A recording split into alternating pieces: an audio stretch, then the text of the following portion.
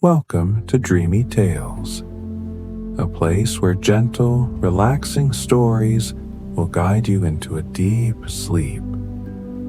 On this channel, we'll be sharing soothing stories to help you unwind and forget the worries of the day.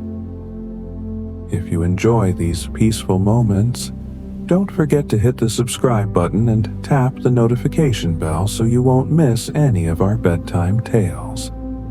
Let's create a space of relaxation together each night.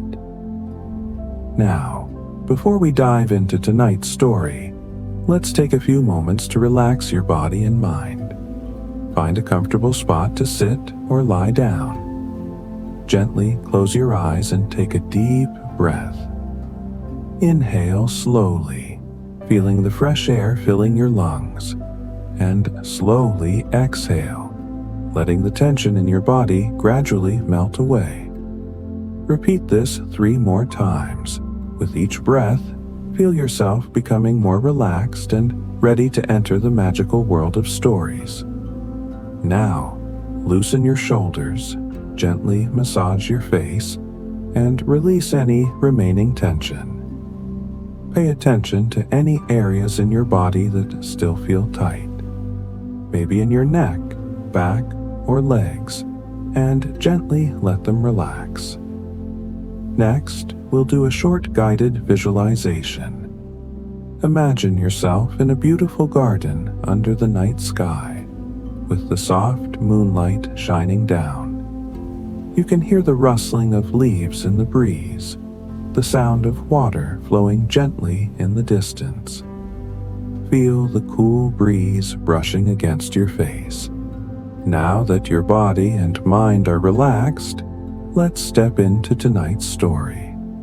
But before we begin, remind yourself that you deserve these moments of relaxation, and let go of all worries as you listen to each word. And now, as you are fully relaxed, let's begin our journey into tonight's tale. Allow my words to guide you into a world of dreams and serenity.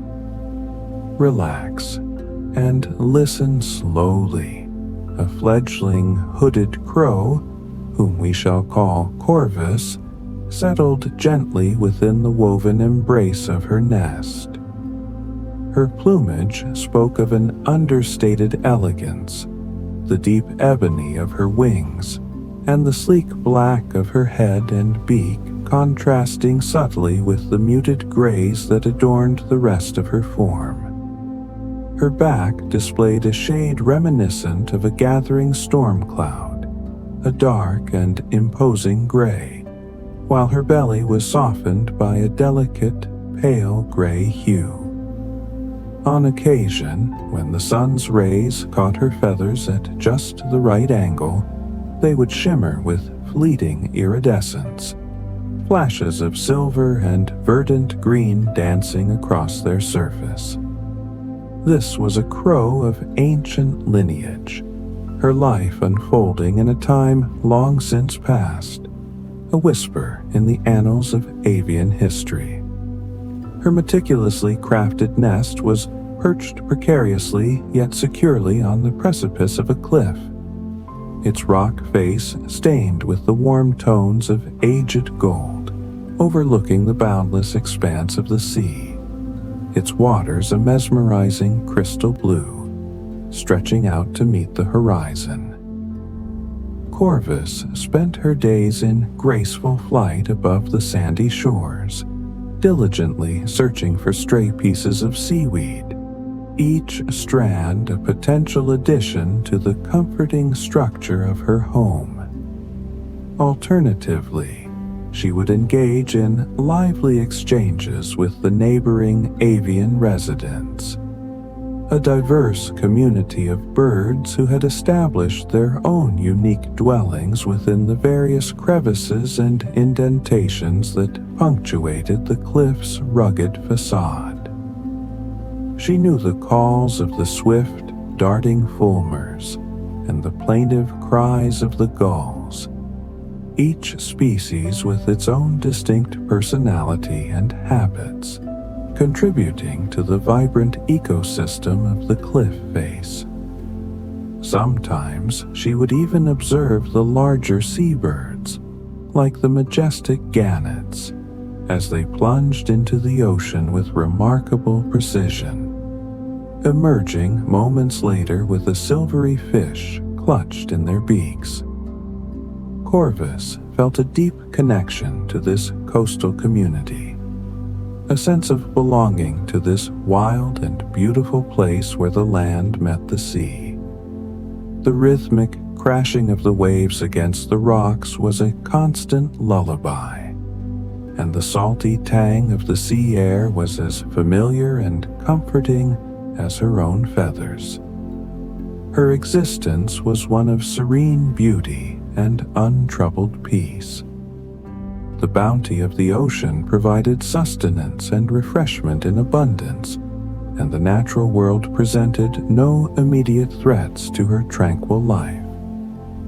She lived the life that had always been, a rhythm dictated by the sun's daily arc and the ceaseless ebb and flow of the sea, the long, languid days blurring into what felt like an endless summer, a golden age of warmth and light. However, as time gently progressed, Corvus began to perceive a subtle alteration in the familiar embrace of her environment. One day, as she rested within the confines of her nest, she detected a barely perceptible shift in the very essence of the sea air. It had lost its previous softness, its gentle caress of a refreshing summer breeze, and had transformed into a wind that carried a distinct chill, an almost icy touch. A shiver ran through Corvus's small frame as she huddled deeper into her nest, seeking the warmth of a thick layer of moss that lined its interior. The endless summer was the only reality she had ever known, the constant warmth a defining characteristic of her young life. Now, with the undeniable arrival of cooler weather, an instinctual understanding arose within her. She would need to seek out a new sanctuary, at least for the duration of the approaching season of cold. The following year, she would undoubtedly return to this cherished coast, eager to embrace another glorious cycle of summer's warmth and abundance. After meticulously tidying her nest, final act of farewell to her summer home, Corvus spread her wings and launched herself into the sky. She circled her nest one last time, the familiar scent of salt and earth filling her nostrils, before setting her course southward, guided by an innate migratory instinct that had been passed down through generations of her kind. The Golden Cliff, her lifelong landmark, slowly receded behind her. A bittersweet image etched into her memory. She ascended with effortless grace, rising on the currents of air, and cast one last lingering gaze upon the vast expanse of the sea, a panorama of blue that had been the backdrop to her entire life. Then, with a soft sigh that seemed to carry the weight of her bittersweet departure, she turned her back to the rhythmic crashing of the waves and allowed the strengthening wind to carry her southward, across the varied tapestry of the land. Although a sense of wistfulness tugged at her heart at the thought of the breathtaking beauty she was leaving behind, a deep-seated intuition assured her that this transition was necessary, a natural progression in the cycle of life. She was young, her spirit brimming with an insatiable curiosity, and the prospect of a new adventure sparked within her, a flicker of excitement amidst the melancholy of leaving, Perhaps, she mused, she would discover strange and exotic trees, unlike any she had ever encountered in her coastal home, their forms and foliage a revelation to her eyes. Perhaps she would find landscapes even more wild and captivating than those that danced in her dreams, vistas of unparalleled beauty waiting to be unveiled. As she soared over the dusty earth and the expansive golden fields, their ripened crops swaying gently in the breeze, Corvus allowed her mind to wander, daydreaming of the unknown wonders that awaited her on her southward journey. She envisioned towering verdant trees with branches that twisted and spiraled skyward in intricate patterns, so numerous that they seemed to stretch to infinity, mirroring the countless stars in the night sky.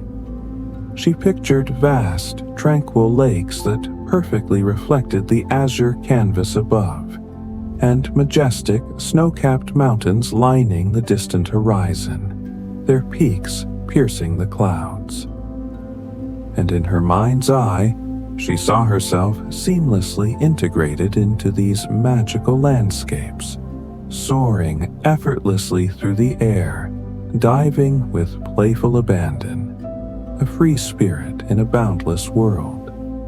She imagined the different textures of the land beneath her, the rough bark of ancient trees, the soft yielding of mossy forest floors, the cool smoothness of polished river stones. Each new environment held the promise of unique discoveries, from the vibrant hues of unfamiliar wildflowers to the intricate patterns of insect wings. As Corvus continued her southward flight, she noticed a change in the terrain below. The patchwork quilt of fields gave way to denser woodlands, the trees forming a vast green canopy that stretched as far as the eye could see. After traversing this expansive forest, she began to follow the winding course of a river. It appeared as a shimmering ribbon of blue, snaking its way through the landscape, past fields of crops, clusters of trees, and even the occasional human settlement, from small hamlets to bustling cities. The sight of the flowing water was a comforting reminder of the ocean she had left behind, a familiar hue in a new and unfamiliar world. However, this river possessed its own distinct character, a lighter and more transparent shade of blue than the deep oceanic expanse. Its movement was different too, flowing steadily and purposefully forward, carving a path through the earth with a quiet determination. Unlike the ocean waves, which surged and retreated against the shore in an endless cycle, this river moved with a linear grace, a constant journey from source to sea. Corvus found herself captivated by the river's beauty and intrigued by the vibrant life that thrived along its banks. She observed wild horses quenching their thirst at the water's edge, their sleek coats gleaming in the sunlight, and groups of young people splashing and laughing in the shallows. Their joyful sounds carried on the gentle breeze. Small wooden boats dotted the river's surface, carried along by the currents, some laden with boxes and goods, others serving as temporary homes for those traveling along its watery path. Once, she even spotted a boat transporting household furniture, a table, several chairs, and an assortment of cooking pots, all carefully tied down at the stern. It seemed as though someone was relocating their entire life, piece by piece, along the river's gentle flow. For Corvus, the decision to leave her home had been simpler, a shedding of possessions in favor of freedom and the promise of new beginnings. She eagerly anticipated the creation of her new nest, a cozy sanctuary adorned with the treasures she would discover on her continuing journey. This move was an opportunity for transformation, allowing her to travel unburdened, completely and utterly free. As the day drew to a close, the setting sun painted the river with hues of gold and amber. Corvus descended to the riverbank to drink, savoring the cool, fresh water. Feeling the onset of fatigue from her long flight, she decided to seek a place to rest for the night. A brief respite before continuing her southward trajectory. She had never flown for such an extended period without pause, and a deep weariness had begun to settle over her, from the tip of her beak to the ends of her wings.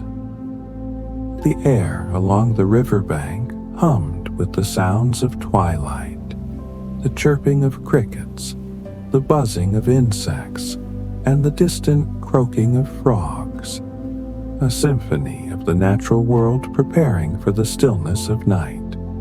Adjacent to the riverbank, nestled amongst the trees, was a small grove, dominated by an ancient olive tree.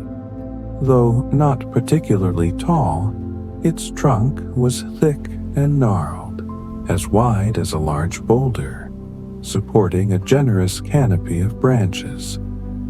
A few other birds had already claimed their spots, resting comfortably in the upper reaches of the tree, their green plumage blending seamlessly with the leaves. Corvus flew up into the olive tree and began to explore its sturdy branches, hopping from one to another until she discovered the perfect perch. It was a long, straight branch that extended towards the river, offering an unobstructed view of the sunset over the water. It was the closest she had found to the familiar panorama from her old nest on the seaside cliff. Settling onto a comfortable section of the branch, she gazed at the rustling leaves and the golden light dancing on the river's surface. The scene was so calming that she soon drifted into a deep and peaceful slumber, the worries of the day fading into the quiet of the approaching night. When she awoke the following morning, the sun was already high in the sky, its light shimmering and sparkling on the surface of the river, reflecting off the passing boats. Corvus decided to continue following the water's course. Curious to see where these vessels were headed, she stretched her wings, feeling the stiffness from her long sleep, and took flight, soaring directly above the river, mirroring its every twist and turn. Along the banks, she noticed occasional buildings, modest huts and more substantial farmhouses, signs of human habitation interspersed with the natural landscape. Gradually, one house became two, then three, and soon she found herself flying over the rooftops of a sprawling city, a sight unlike anything she had ever witnessed before. From her vantage point high above, the city appeared as a vast and intricate maze, a labyrinth of rooftops, columns, domes, and towers stretching out in all directions. The majority of the houses were adorned with red-tiled roofs, their color reminiscent of the sky at sunset, a warm and inviting hue. Interspersed among them were golden domes, their surfaces gleaming as brightly as the sun itself, adding a touch of opulence to the urban landscape. The rest of the city seemed like an ocean of white marble, its smooth surfaces flowing over the land as far as her eye could see, a testament to human artistry and ambition. Surprisingly, even within this dense urban environment, there were pockets of greenery, tall palm trees swaying gently in the breeze, and a square lined with vibrant purple jacaranda trees in full bloom. Despite its undeniable beauty and grandeur, Corvus could not imagine making her home here. She could admire it from a distance, but her heart yearned for a quieter, greener space, a sanctuary away from the hustle and bustle of city life. After one last, lingering glance over the shimmering rooftops, she slowly turned and flew away from the city, heading towards the more tranquil countryside to the south. Having lost sight of the river, she now focused on the changing landscape below. Orchards laden with fruit, sprawling vineyards, and fields where sheep and cattle grazed peacefully replaced the urban sprawl. While it may not have possessed the dramatic splendor of the city, this rural landscape resonated more deeply within her, offering a sense of peace and belonging. Any of these trees, she thought, would make a perfect place for a nest, a haven amidst the rolling hills and open fields. However, her innate curiosity urged her to travel just a little bit further, to see what wonders lay beyond the distant horizon. As the day wore on, Corvus began to feel the familiar pangs of thirst. She had left the river far behind, and there was no sign of another body of water. No lake, no pond, not even a small stream. She would need to find an alternative source of refreshment to quench her growing dryness. Spotting a country house nestled below, she descended and landed gently on its roof. It was a humble dwelling, surrounded by an expansive garden filled with tall cypress trees and seemingly endless rows of grapevines. Upon closer inspection, she noticed rows of potted plants lining the walls of the house, their foliage lush, green, and vibrant. A testament to careful tending despite the dry appearance of the dusty earth, indicating a lack of recent rain. She couldn't immediately see any water, but she knew it had to be present somewhere within this well-maintained garden. If only she knew where to look. The air here was filled with the sweet scent of blooming flowers and the earthy aroma of the vineyards, a stark contrast to the exhaust fumes and bustling noise of the city she had just left behind. Built into the garden wall, Corvus noticed a marble basin, its centerpiece a sculpted lion's head. She flew over and perched on the basin's edge. It felt damp to her touch, but the basin itself was empty. A hole in the stone lion's mouth suggested it was once part of a fountain, but there was no visible mechanism to activate it. No button to press, no tap to turn. She could cool her feet by walking across the damp stone, but it offered no relief for her parched throat. At this moment, the simple pleasure of a sip of water was all she could think about, an overwhelming desire that overshadowed all other thoughts. Just as she was about to give up her search and fly away, her keen eyes spotted something in the corner of the garden.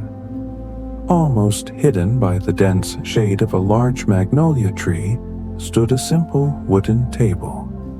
And right there, in the center of the table, sat a large terracotta jug.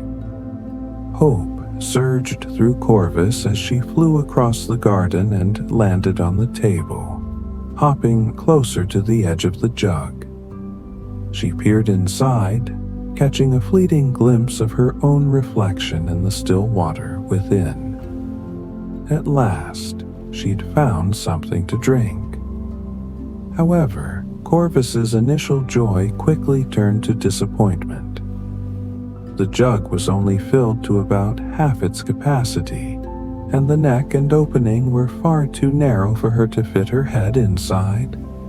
A small sparrow might have been able to access the water, but for a crow of her size, it was an insurmountable obstacle.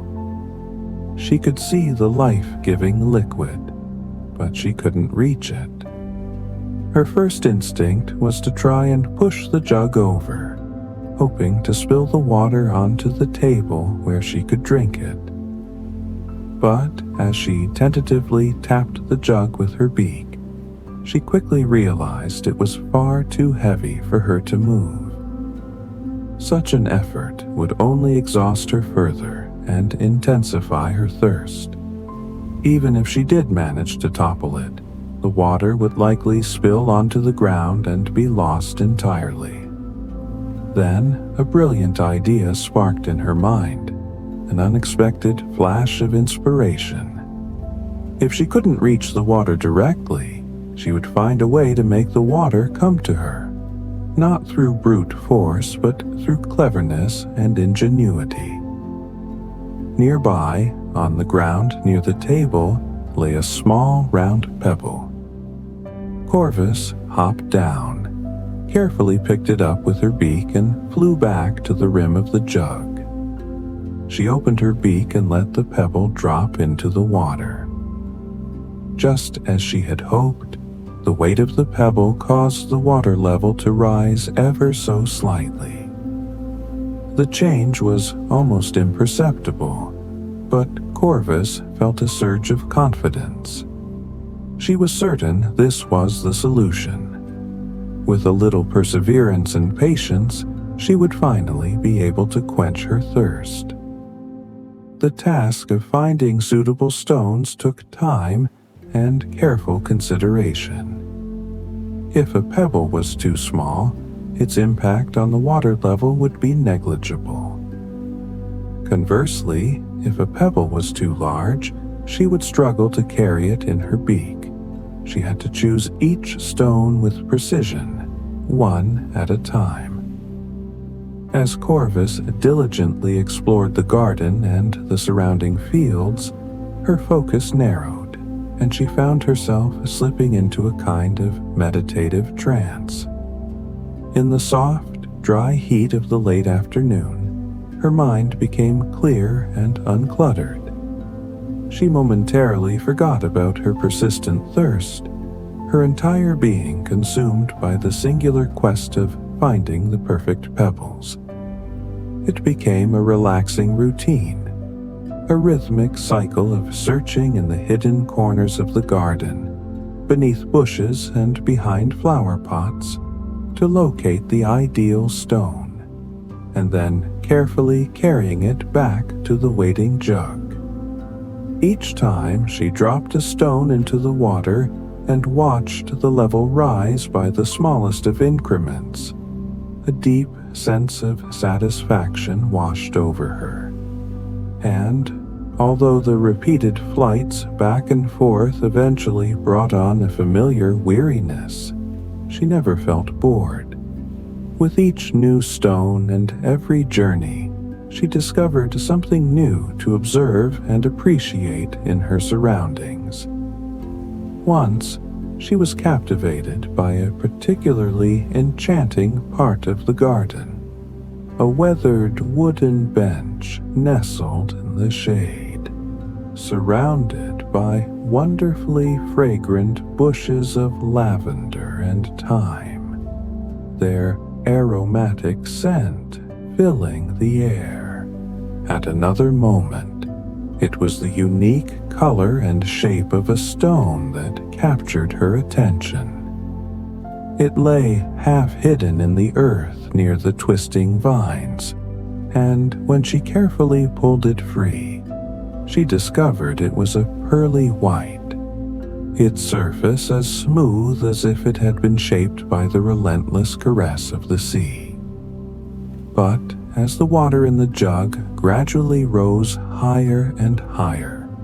It was the simple act of dropping each stone that brought her the greatest pleasure.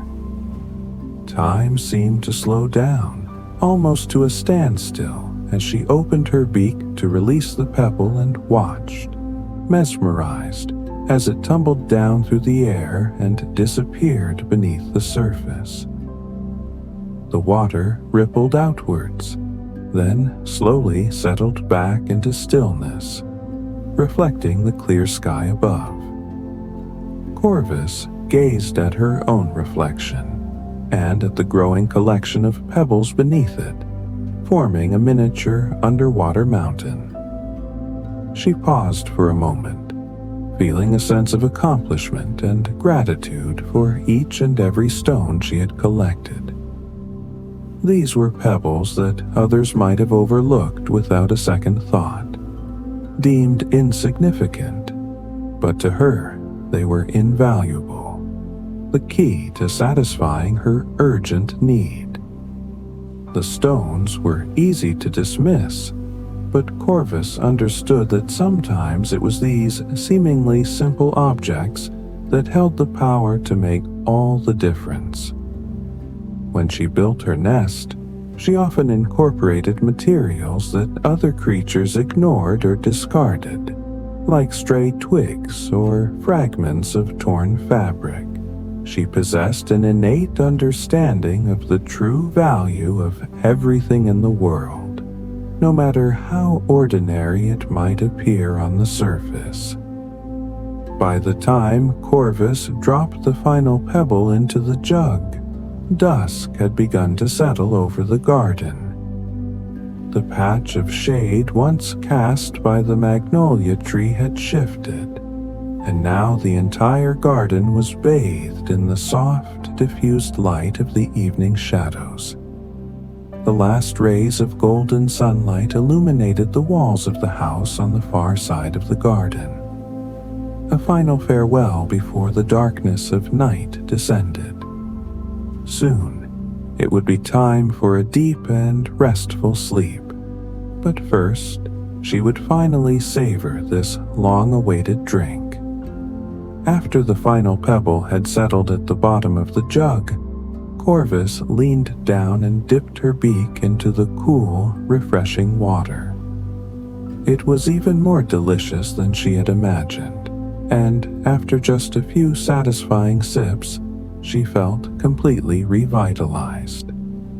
She could almost feel the water spreading throughout her body, like a deep, cleansing breath. Now that her thirst was quenched, all she desired was rest. The thought of taking flight once more and searching the darkening countryside for a suitable tree filled her with an even greater sense of exhaustion. She couldn't bear to take to the skies again with such a tired head and weary wings. Tomorrow, she would resume her search for a more permanent home, a place to build a sturdy nest for the coming months. But tonight, she would stay right here in this peaceful garden. It was safe, quiet, and offered an abundance of water for the morning. She gazed down into the jug, admiring the fruits of her hard work and ingenuity. And then, Corvus noticed that something else had become visible in the water's reflection. She could see not only the stones at the bottom and the mirrored image of her head, but also the leaves of the tree above. The very magnolia tree that had provided shade during her efforts would now also offer her a place to sleep. As a gentle breeze rustled the leaves, she could even make out the faint reflection of a crescent moon, hanging delicately in the twilight sky. From her perspective, the moon appeared to be nestled amongst the magnolia's branches, a celestial ornament against the dark foliage. Corvus took one last sip from the jug, savoring the taste of the water, and then fluttered up to the nearest branch of the magnolia tree. There were no other birds in the tree, and it felt like having a large, comfortable house all to herself. She could hear the distant sounds of other birds settling in for the night, and the low hum of insects, as well as some faint, faraway voices, perhaps emanating from within the country house. But at that moment, the origin or meaning of the sounds didn't really matter. As Corvus closed her eyes, the sounds seemed to fade and vanish into the stillness of the night. There was no need to pay attention to her surroundings or to dwell on any thoughts. Her body instinctively knew what to do, to settle into a well-earned rest. Her head drooped down onto her chest, and she gently arranged her wings into a comfortable position. And then, after just a few deep, relaxing breaths, she was fast asleep, cradled securely by the sturdy branch of the ancient magnolia tree.